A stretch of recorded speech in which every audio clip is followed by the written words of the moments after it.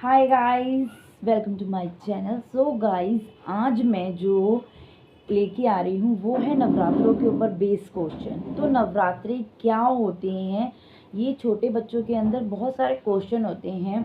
वैसे तो इससे रिलेटेड मुझे वीडियो पहले डाल देना चाहिए था, बट कई बार दिमाग में नहीं आता। तो आज ईशानी ने ही पूछा कि क्या पूछा ईशानी आपने कि नवरात्रि क्या होती है। हाँ, कि नवरात्रे क्या होते हैं।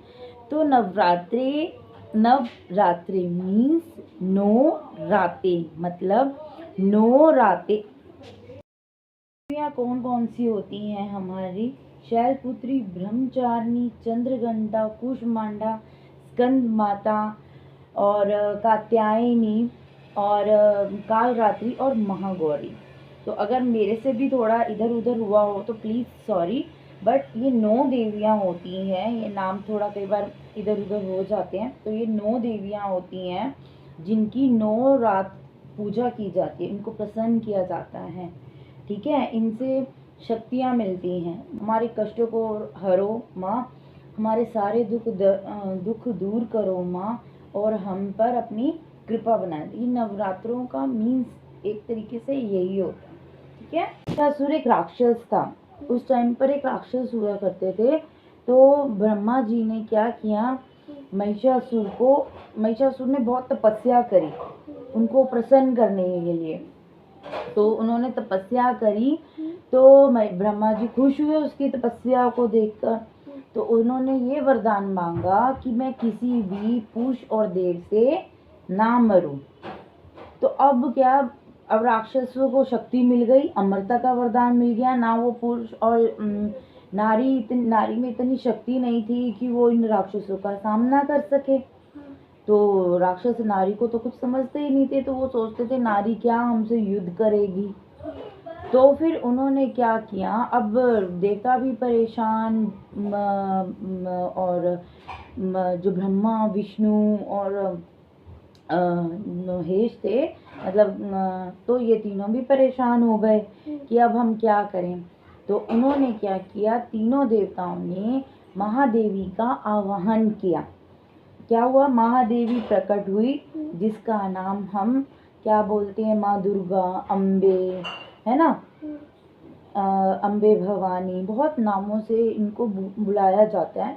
तो वो तो देवताओं के कष्ट हरने, लोगों के कष्ट हरने, जो असुर थे ना, राक्षस थे, वो मानव जाति को परेशान करने लगे, देवताओं को परेशान करने लगे, सब पर अपना अधिकार समझने लगे।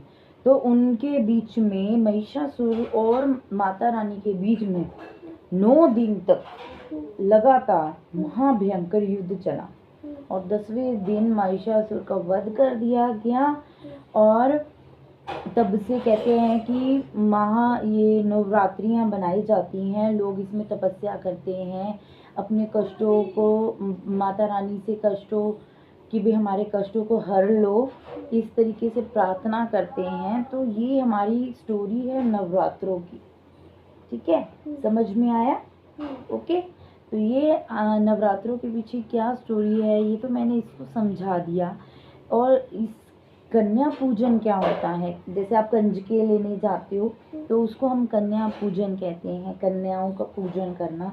तो कुमारी जो लड़कियां होती हैं, जो शादी से पहले, उनको माता का रूप माना जाता है। तो उनको 9 देवियां, मतलब जो 9 माताएं हैं, उनको देवियों का रूप समझा जाता है, उनकी पूजा की जाती है, उनको तिलक लगाया जाता है। उस दिन हलवा पूरी प्रसाद आप लेके आते हो ना, और जो भी आप दक्षिणा वगैरह जो भी होता है, पाँव छुए जाते हैं, चुन्नी चढ़ाई जाती है। तो इस तरीके से 9 देवियों की पूजा की जाती है। उनको कन्या पूजन कहते हैं, कि ताकि माता का रूप समझकर इनकी पूजा करते हैं, और माता प्रसन्न हो हम लोगों से, क्योंकि देवी, उन बच्चियों के अंदर ही देवी का रूप माना जाता है। तो इसको कन्या पूजन कहते हैं।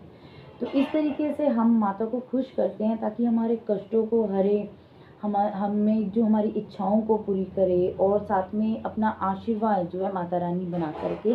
आशा करती हूँ ईशानी को और आप सबको ये सब समझ में आया होगा, नवरात्रि का मतलब। तो मेरा मेन मकसद ये था कि ईशानी को समझाने के साथ साथ मैं उन जो कि नवरात्रि क्या होता है, इस वीडियो को मैं लेके आऊँ और पेरेंट्स दिखाएं इस वीडियो को कि कैसे हम बच्चों को समझा सकते हैं। Thank you. जय माता की।